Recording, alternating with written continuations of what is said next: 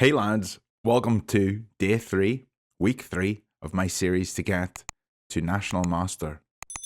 This is a crazy goal, and I know some of you think it's never going to happen, but this goal will be probably ongoing for several years, and we will get there. We'll look back at this video, and we'll remember where we started. I'm currently sitting at 1119 ELO after that last tournament last weekend. If you didn't see the video, it was the last week's one in this series. You can go back and watch it.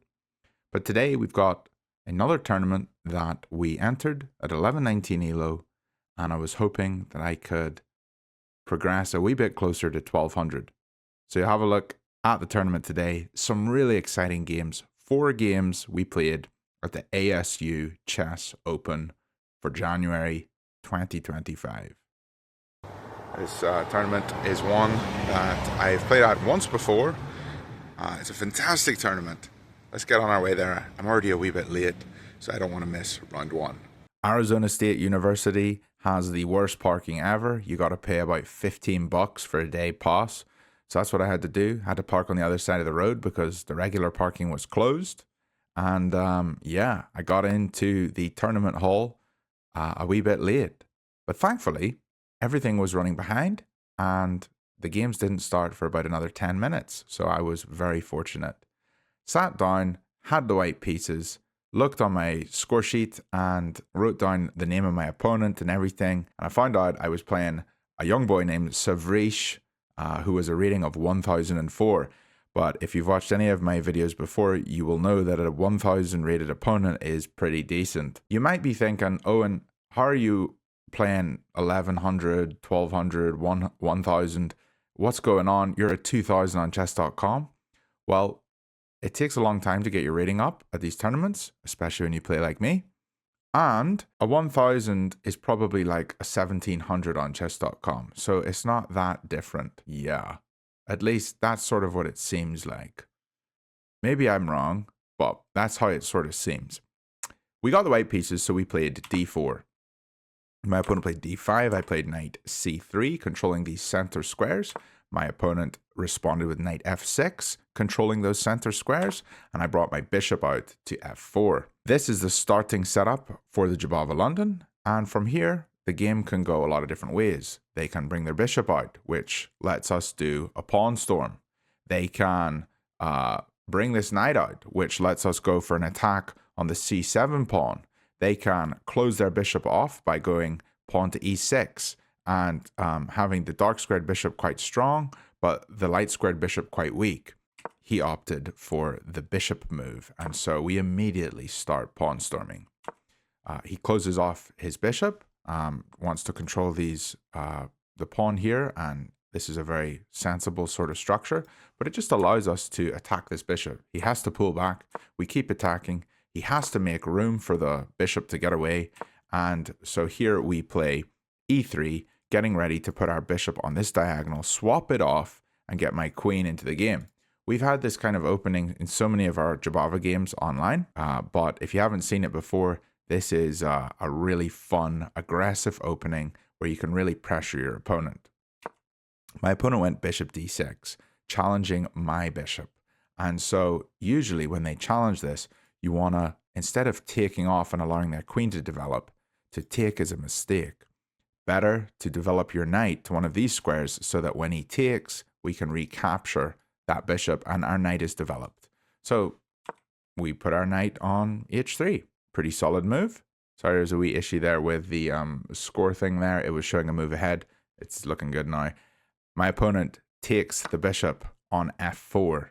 And we capture that bishop back. This is looking pretty exciting. Our knight is attacking this bishop, and so things are looking very good here. He attacks our pawn. And here, when they attack your pawn, you want to, instead of allowing them to take here and you take, and then there's pressure on this pawn here, and there's pressure on this pawn here, it's often better just to move your pawn. And in this situation, it actually wasn't. It was better to make the committal move of taking this, ruining their pawn chain, and then moving forwards.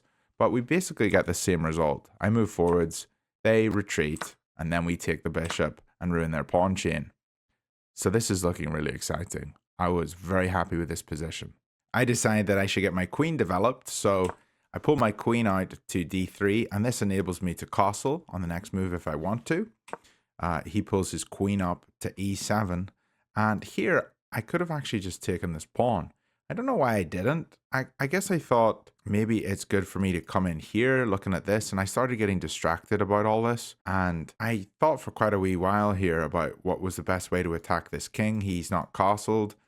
Maybe I need to start putting pressure on here immediately.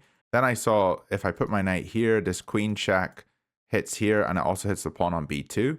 So I thought it's better for me to probably just in this situation castle. So that's what I did. My opponent doesn't really have a way to defend this pawn on g6, not a solid way. I mean, I guess he could move his king up or something, or move his queen again. But he opts for going knight to c6, which seems like a good move. He's getting ready to castle. So I just grab that pawn. I sort of see it now, and I'm like, oh, I should take that before anything else happens. He moves his queen over, which is a top engine move. If he were to move his king, then his king's never castling, and it just didn't seem so good for him. And then I could probably have developed my bishop with a bit of tempo here. Now, because he moved his queen, I can't develop my bishop here to attack this pawn because my queen is on pre. It's going to be taken. So in this position, I just developed my bishop and protect my queen, and he develops his rook and protects his queen. And I thought for this, for a wee bit here, what would be the next move to do? And I thought, I'm going to take his queen, because if he takes with his rook, then I can pin the rook to the king and win the rook. So that was definitely winning. And if he doesn't take with the rook, then he has to take with the king, which is what he did do, rightfully. And I thought this just looks really good for me because the king is never getting castled to safety. And now I can maybe start attacking it with pawns. So that's what I decided to do. But my next move wasn't the best move. Technically, I'm up 2.5 points of material here, even though the engine says I'm just up a pawn. But my position's quite strong. And here I mistakenly go g6, which seemed good because my light squared bishop can protect it. But after his next move, he just gets out of danger. And it seems like he's able to maybe start attacking this piece a little easier than I am able to defend it. I thought maybe the rook could come here and get this one. Yeah, it just wasn't so solid to just force my minor pieces to have to defend a pawn when the pawn was already defended by another pawn. So this just gave me a weakness, and I don't think it was a good idea. So in the future going forwards, I think, don't give myself weaknesses. That's not what I should be doing. Instead, in this kind of position, a better move would probably be develop my knight and get it to a really strong square. I probably could have put a rook onto one of these files where it's going to be more aggressive, always line a rook up against the king. Just a sort of solid move that could have been quite good. I play g6, and he moves over, and then here I bring my rook over to defend this pawn. It's under attack. He brings his rook over. I push this pawn, and here I'm like, I need to break open the center. His king's in the middle. We need to get aggressive here. And he moves his knight over here to attack this pawn, defend his pawn. And so I take, he takes, and a little crazy, but I go in for this weirdo move.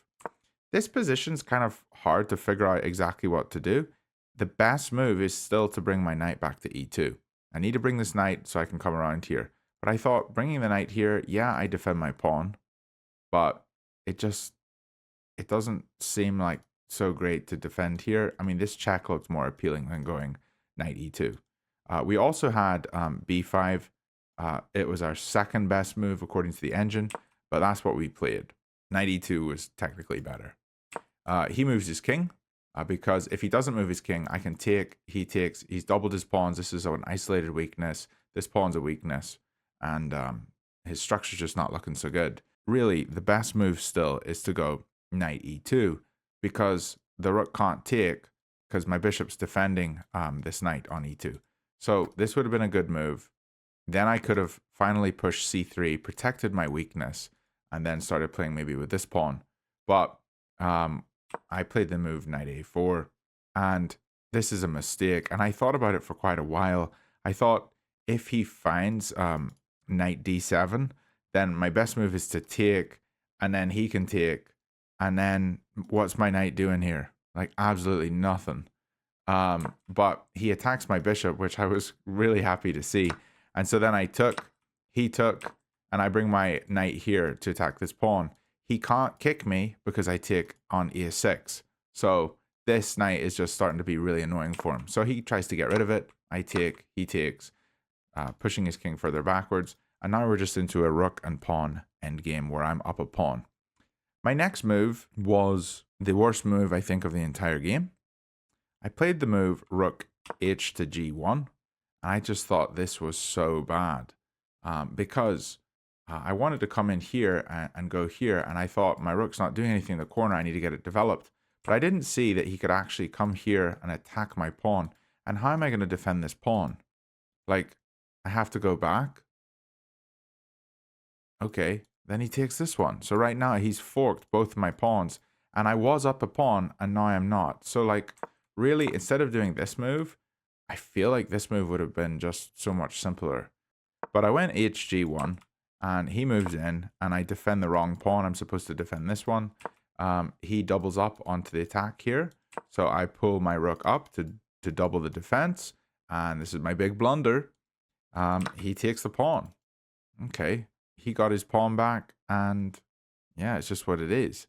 I attack his rook. He moves over to a4. I defend my pawn. He moves all the way back to f4. And I move my king in. And here we have to start maneuvering our pieces and really playing really sharp with these rooks. He pulls back, we defend, he moves up. Not quite sure what this move was. It seemed like a big waste of time. I move my king in closer. He probably should be moving his own king in. He moves his rook up again, attacking this pawn again. But now I can defend with the pawn on the first rank. And he pulls back again.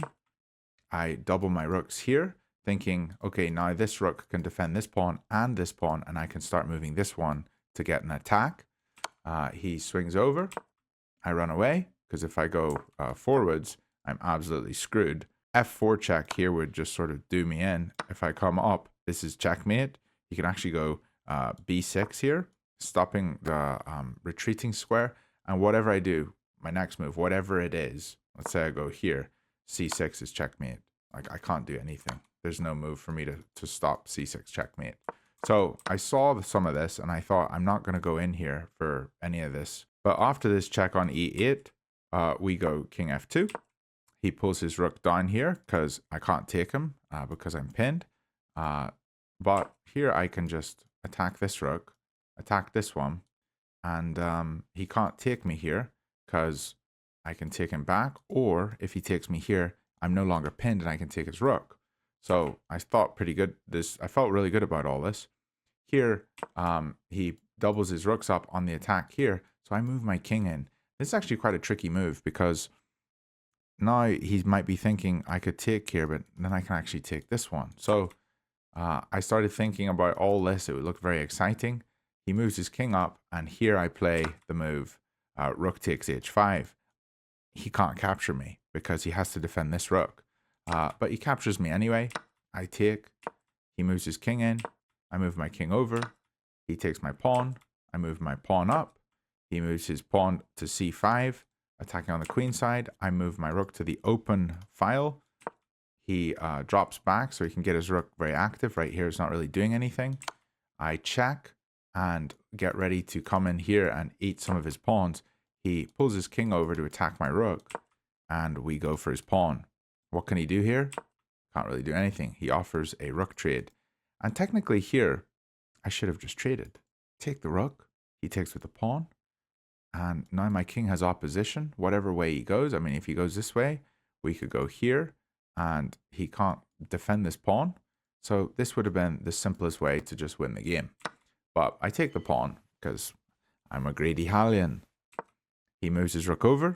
We pull up to b4. He takes, I take, and I take away from the center because I thought this looks better than going this way. If I go this way, then he can attack this pawn.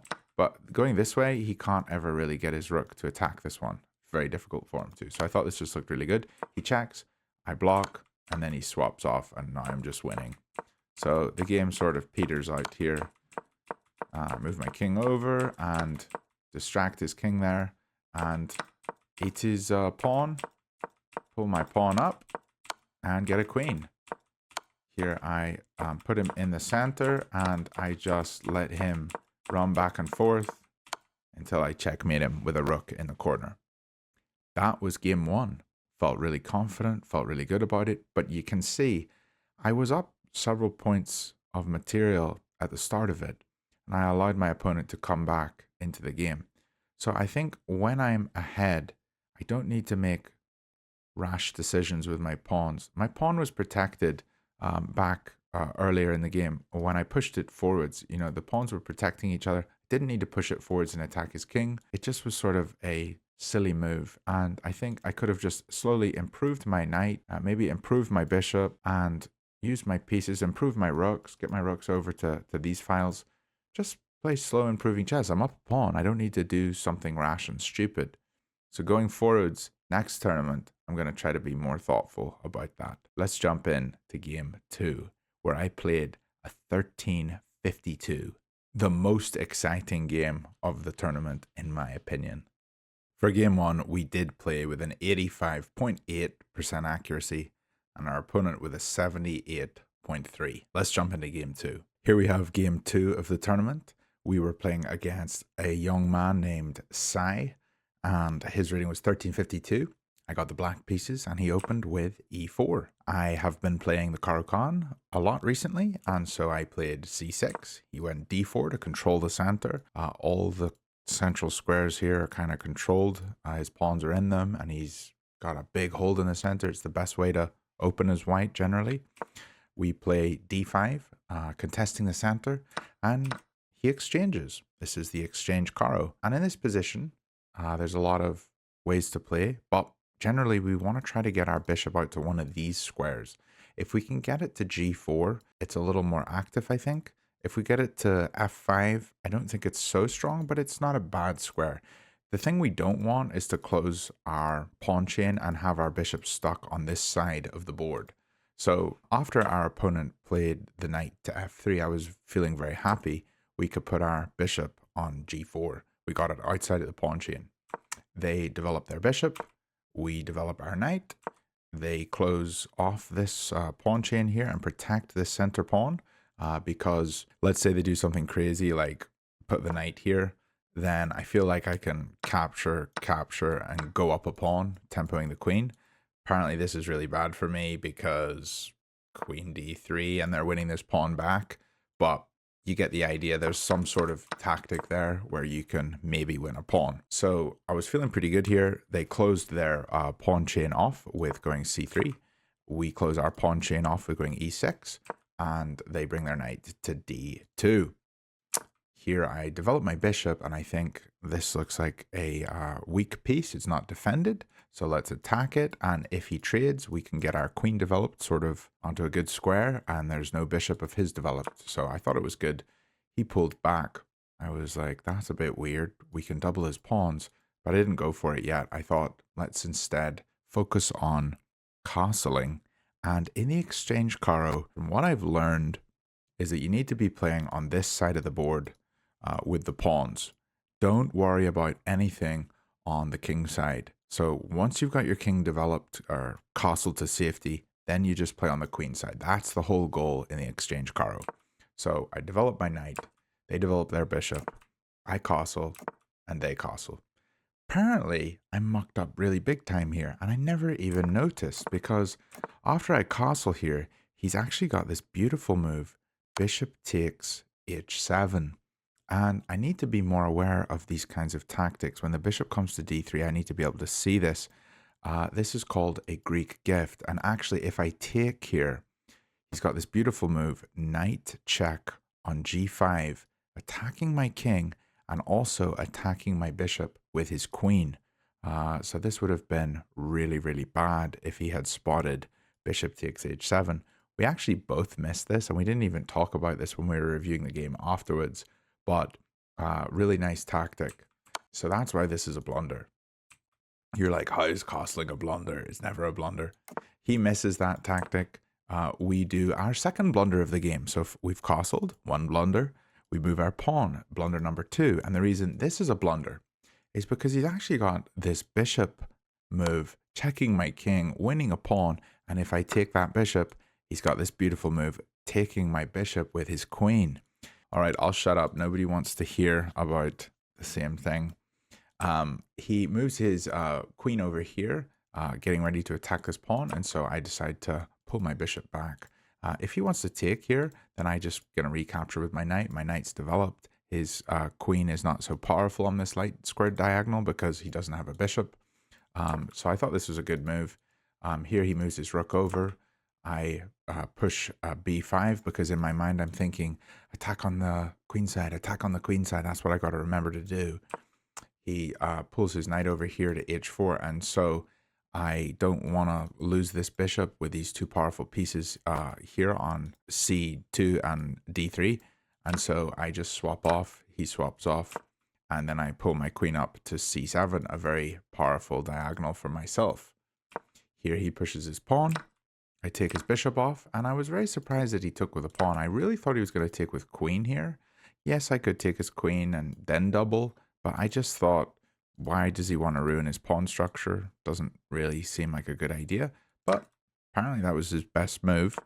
And this is in the game where I spent all my time. I spent so much time looking for this move. I wanted to figure out a way that I could really make this pawn push work. It's quite difficult. I can't push here because, well, I'll just show you. Push, take, don't have anything. What am I going to do? Push this one, take. Okay, then I take with rook, he takes, I take, and he's just won both my pawns for one of his. So this doesn't look so good. So we can't push yet. So I found this move instead, moving my knight to c8. Here, after I spent probably 15 minutes looking for that move, it's hard to find a knight move backwards, but I felt really good about it because I saw that I can get my knight here and to one of these squares, which looks very powerful. Almost immediately after I moved to c8, he played his knight to b3, sort of copying whatever I'm doing. I'm playing on the queen side, so he starts playing on the queen side, and he was saving time on his clock. I put my knight on d6, and he put his knight on c5. So here I'm really having a long think about how am I going to get this to work? Can I push? Can I sack a knight? Can I bring my knight here and attack this pawn? If I do, maybe he goes here, and then maybe I try to attack this one and he takes. No. So I'm thinking about all these things. I'm thinking about how am I going to break through on the queen side here. The way I do that is by pushing a5. Preparing the move b4. b4, then take, take, take, take. I got a rook on the open file. Looks good. Here, maybe if he pushes, take, take. And then this pawn becomes a target on a4. Maybe my knight can come in here. Maybe push, push. Then I go here. And then he takes. And then I take. And I'm protecting. All these thoughts are going on in my mind. And then he just plays the simple move, queen e2. So I have to change gears a wee bit here. What is my opponent thinking? You got to think about what is your opponent thinking. He wants to take this pawn. I take, he takes with queen, checking my king, winning both of these pawns, also winning this pawn, 3 pawns for a knight, and potentially putting pressure on these pawns with his queen on d5 that I don't want to happen. My king's in the corner. Maybe he's got weird checks and taking and getting in here and doing some dirty work. Didn't like the idea of this. Maybe it wasn't good for him, but I didn't want to risk it. So I go rook f to e8. He pulls his rook over to defend this pawn, seeing that I have some ideas of attacking it. I pull my knight in, attacking the pawn. He pulls his knight over. I can't capture him because this would be checkmate. Take, take, take. Rook takes on e8. My king has nowhere to go and is in danger. So I can't capture here. So I spend a long time here thinking about some moves. I start thinking about e5. If I push the pawn and he takes with the pawn, then I could take with the knight and then attack this one. All starts to get very interesting. But instead, I just play the move g6. Kind of a safe sort of move, but I spent a long time looking for this and felt good about it after I moved. He checks on h6. I move my king up. he pulls back to g4. I attack him with h5. He pulls all the way over to e3. And in this position, I'm feeling really unsure about the next move. Didn't know if I should go for it, but I started to calculate it and I thought, this is what I'm going to go for. It looks really, really interesting. And I'm really happy that I found the top engine move. I play the pawn to e5, and this seems a little bit wild. I thought after moving the pawn to e5, he's gonna take this pawn. It looks like a free pawn for him. But I thought if he does take it, we can move our queen in, attack that knight, and how is he gonna defend that knight? So, for example, take, move in, maybe he puts his queen here. No, I have this dangerous looking move hitting his rook and his queen. So he can't really protect his knight here. Maybe he could come here. No, put my knight here, hitting his queen and his rook. So he can't defend his knight. That would be on d5. So I thought, where's he going to go? He can't come here. He can't go here. He can't come forwards. You know, all these moves are not looking good for him. There's no real option for his knight where his knight can go. And the only thing he could do is come back here. And I think I can win this pawn back on d4. So this is what we went for. And I was really thankful that it was the top engine move. He took my pawn. I move my queen in. He plays back. I take his pawn. And now we're even on material. And he captures my knight. Wasn't expecting this. But I spent a while here looking for the best move. But I spent that while calculating during his time. And so his time started to actually get quite low here. I capture his knight. I do not take his queen. If I take his queen, then he takes my queen. Then I take his rook and he takes my rook. And he's just got a good knight. But if I take his knight here, then he takes my pawn here, attacking my queen. I'm attacking his queen. So here we do the trade-off after I've captured the knight. And now you can see I'm just up a knight. And he actually only has a couple minutes left on the clock. I think he was down to about 1 minute here. And so I start to try to pressure him into making a bad move. He moves up to attack my pawn on e4. So I attack his pawn on b2. If you can't protect your pawn, attack the opponent's pawn. That way at least you can trade off equal material. He takes, I take. He moves his rook up. I move my king in. He moves his rook over. And it got very, very fast. I was hitting the clock really quick. He was only getting 5 extra seconds every time he hit the clock. So he was basically playing on increment for a while. I think at this point he was down to like 10 seconds. And so he was playing very quickly, getting 5 seconds a move added to his clock. But here I make the stupid move to go for his pawn. I should not have been pressured. I had about 15 minutes left on my clock. I was just trying to pressure him. And here I succumbed to a stupid rook fork. I was kicking myself. I knew I had completely won this game. And I allowed this to happen. Now he was really low on time. So I thought maybe there's still a chance for me to do okay here. He takes my knight. I move my king. He moves his rook. I move my king, protecting my pawn. He moves his rook. I move my rook to attack his other pawn. He checks. I move up. He checks. I move up. He moves down here to attack the pawn on f7. I take his pawn. He takes my pawn. I move my king up. I'm not entirely sure if this move is completely correct. I ran out of time being able to write down all the moves, but I do think this was the move that I played. But the rest of the moves, I'm fairly confident that they were the exact moves that were played in the game. We talked about this after the game and we weren't sure if this was the move I played. I don't know why I would have played this. I would have probably played this one, but couldn't quite figure out what other move it was, and we were missing a tempo here. So just so you know, it became very difficult to play quickly and write moves. He moved up.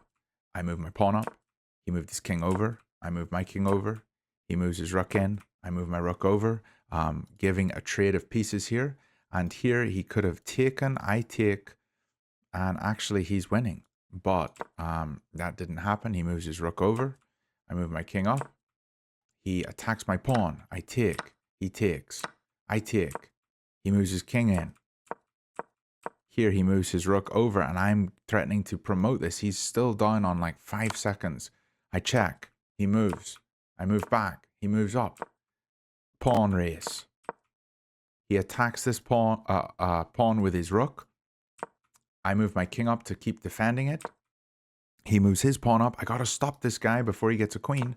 So I come down to b8. He gets a queen. Now, I'm not entirely sure if this is exactly what happened, but I don't quite know where that tempo loss was. And I think it was something like this. You might be thinking, no, this is not right. But it was a big scramble, and you don't understand how messy this was. He checked, and this was definitely a position that happened in the game.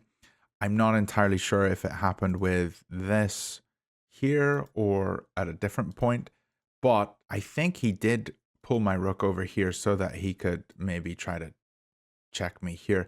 I can't quite remember, but I think this is how it happened. I'm sorry. I attack his pawn. He moves up. I try to trade off the rooks. I move my king. He checks. I move my king, and he puts his rook on a1.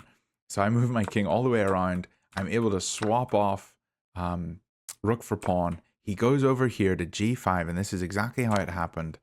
Rook b5. I hold the pawn. He moves up, and I move my king over, and he can't promote the pawn because I'm going to take, he's going to take, and then I'll have a rook and a king, and I can checkmate him. And here he resigned the game. That was just the craziest battle ever. I should not have blundered that fork in an over-the-board game with 15 minutes left, but I was just trying to pressure him. So I think the thing that I learned from this game was don't pressure your opponent into losing on time. Just play solid moves. That's what you got to do, especially when you have a dominating position. I'm sorry that endgame was a little ugly and messy. The review will tell us here that a white played with an 83% accuracy and we played with an 85.3. That was a lot of fun. I was super stoked to beat a mid 1300, being a low 1100. He was several hundred points ahead of me.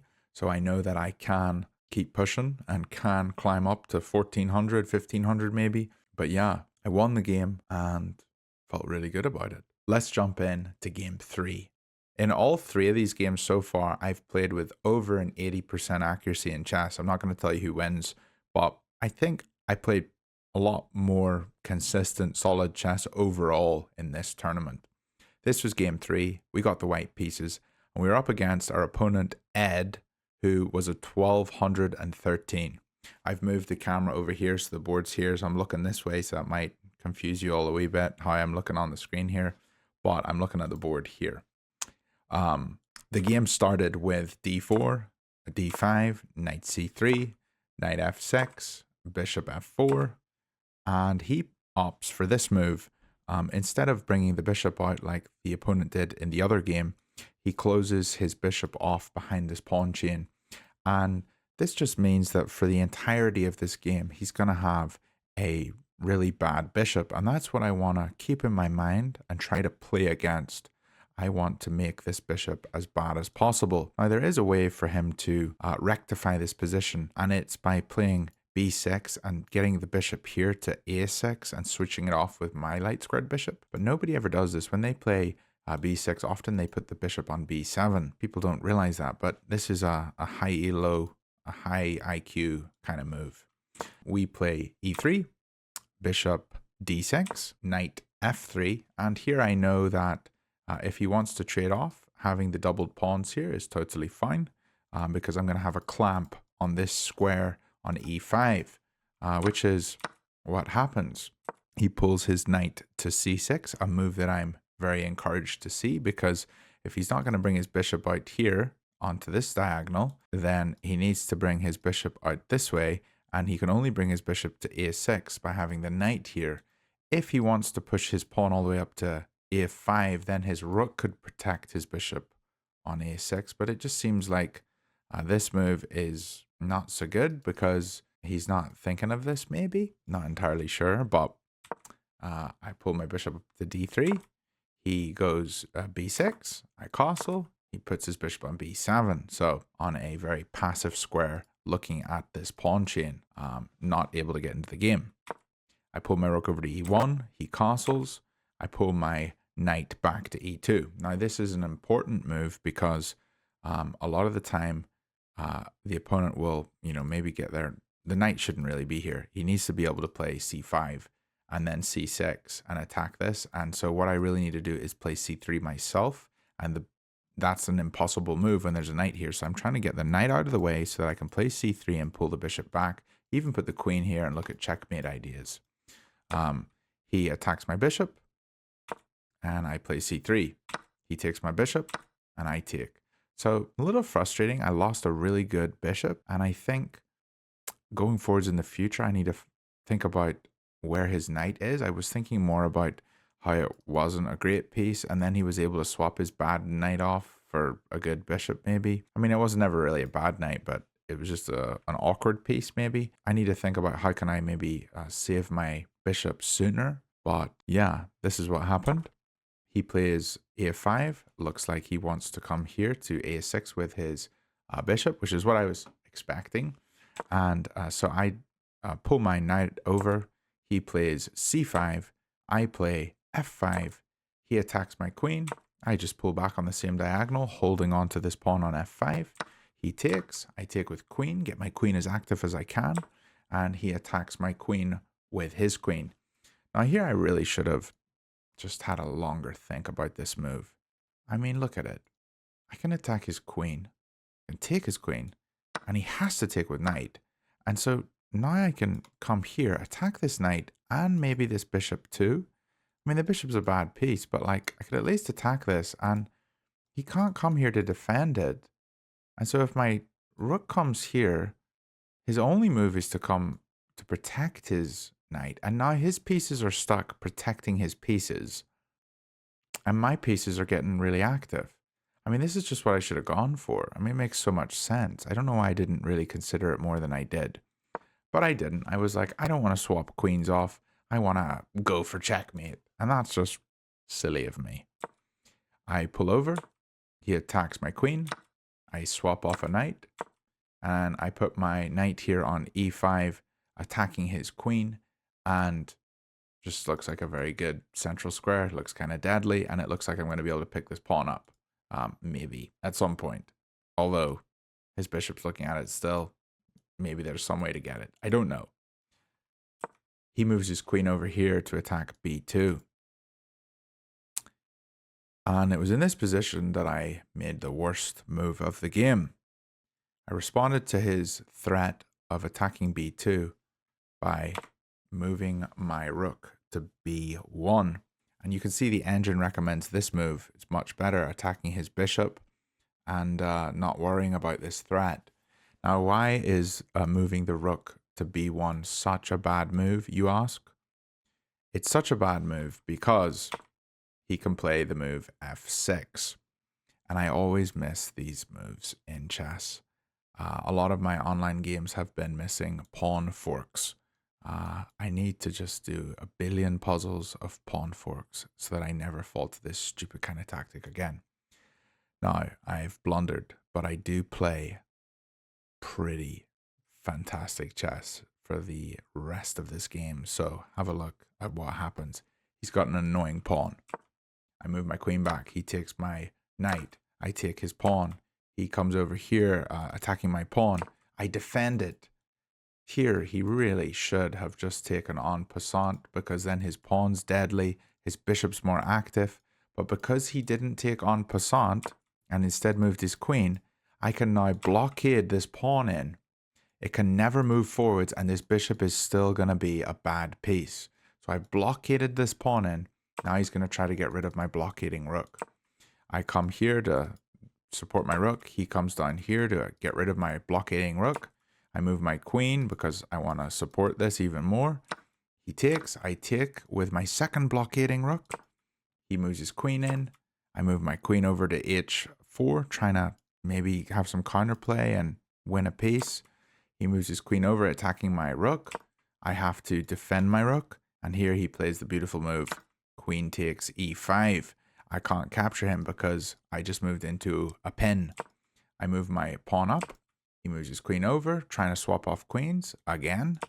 I don't want to swap off queens. He moves his bishop over. I pull back, trying to attack this with both pieces. He moves his queen over. And here, I wasn't entirely sure, but I probably should have taken this. I don't know. I actually just moved this over because I was scared of this move. But maybe taking here was okay. I don't know. Hard to say. I think it was all right to take, but taking here, it just seemed like he was going to be able to get this trade in that he really wanted. However, maybe trading pieces is not the end of the world, because if he doesn't have a queen and I have a rook and he's got a rook and a bishop, maybe I can swap off the rooks and he's just left with a bishop. But you'll see what happens here. I move my king to g1. He pulls his bishop back to defend this pawn, and now I'm passive again. I take with check. He moves over. I come here to attack this bishop, trying to remove it so that I can take this pawn. He just defends with his queen. And here I move my queen because I am not having a queen trade. And here he makes the move, queen to c5, attacking my rook and attacking my queen. I only have one move here. I have to take his queen. He takes. And now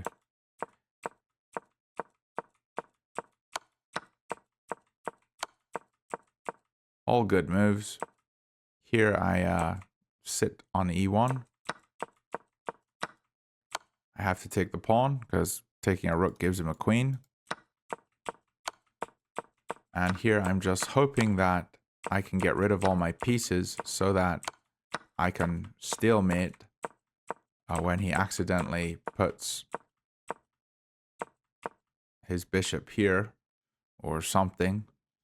But he checkmates me on d8 with his rook. Didn't play so solid there, but I think after that one blunder, I played pretty good chess. The engine said my opponent played with an 88.9% accuracy. He played very, very well, and I played with an 83.3. He was calm, collected, an older man, and he just played some solid chess.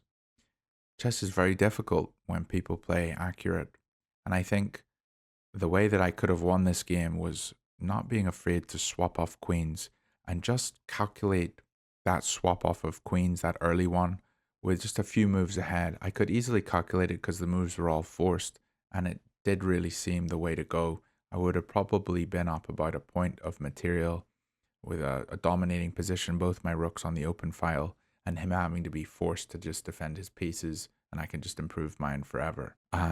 Yeah, that was the game, game 3. And now I'll show you game 4, a very exciting game that I think you guys will all really enjoy. Here is game 4 of this tournament. I got the black pieces and I was playing against a young girl named Melody. I have referenced Melody before. She's in one of my older videos. I think I called her the Hermione Granger of chess. It was the very first over-the-board tournament video. If you haven't seen it, you can go back and look at it. But in this game, I had the black pieces. I've actually played Melody a few times. The first time was that first over-the-board tournament. The second and third time was in a blitz tournament, which I never put up on the channel, an over-the-board blitz tournament, which I beat her in both of the games because I think I'm a little bit better at quicker time control. Over the board, everybody has a lot of time to think, and I'm just not so good at that. Something I'm getting better at. But in this game, she had the white pieces. She played the move e4, controlling the center. So you know what we're going for, a Caro-Kann. Except this time, she plays the advanced Caro-Kann. In the previous game that we looked just on this video, you saw the exchange Caro-Kann where they take the pawn. The other one is where they can defend the pawn. Usually they defend with the knight here, looking at e4. But this is the advanced Caro-Kann. And in the advanced Caro-Kann, we play the Botvinnik Kral's defense, which is pushing the pawn forwards and then putting our knight onto c6. So I felt very comfortable with this position, and I played all these moves very quickly. She pulled her knight out, and you're already thinking, I know exactly what move Owen's going to play. Put the bishop on g4. We want to get the bishop onto this square if possible. If not possible, we'll put it on f5. They develop their bishop. I push my pawn, close off the pawn chain. And in this position, I'm defending the pawn here. So she can't take because I can take back with bishop, which would put my bishop on a very good diagonal. But I do want to eventually capture this pawn here and just close everything off. She castles. I take the pawn, She takes a pawn. I put my knight on e7. Now, in this kind of setup, what black is going for is the pawn on d4, because there's no other pawn that can protect it, so it's a backwards pawn. And that's why we swap off here and they retake here. If we're able to get this pawn, we're going to win the game. So I want to get my knight here to attack. I want to get my knight here to attack. I want to get my queen here to attack. And everything's just going after this pawn. Maybe we can swap off one of the defenders and then grab it. So that's what we're looking at. They attack my bishop. And the rule is, if there is a knight here or a bishop here, you take. And if there isn't, you generally pull back. So I actually just pull back here. Apparently in this situation, this specific situation, it's better to take. I'm starting to think like I should just always take regardless. I don't know. But they put their queen on b3. I put my queen on c7. They put their bishop on e3, defending the pawn. And I go for my knight to f5, getting ready to attack this pawn. We're attacking it twice. It's defended 3 times. Let's see what we can do. They move their rook over. I pull my bishop up, getting ready to castle before anything crazy happens. They pull their knight out to d2, defending this knight. So now I can't really capture this because another one comes in and defends. So really, I should have taken this like the engine was suggesting beforehand. I castle. They bring their bishop over to b5, attacking this piece. It's attacked twice. It is defended twice, so we're okay, but something to be aware of. I pull my rook over to c8, defending it 3 times. And it was in this position that Melody made the mistake of pulling her bishop out to g5. Now, you might look at that and say, why is that such a bad move? It's such a bad move because she had 2 defenders of this pawn, the bishop and the knight. And moving this bishop means she only has 1 defender now. And on top of that, I can take the bishop and she's going to recapture. And now she's removed her 2nd defender of this pawn. So I can grab this pawn with either knight. I mean, not this one, because if I grab with this one, she wins my queen. I win her queen. Things are a bit ugly.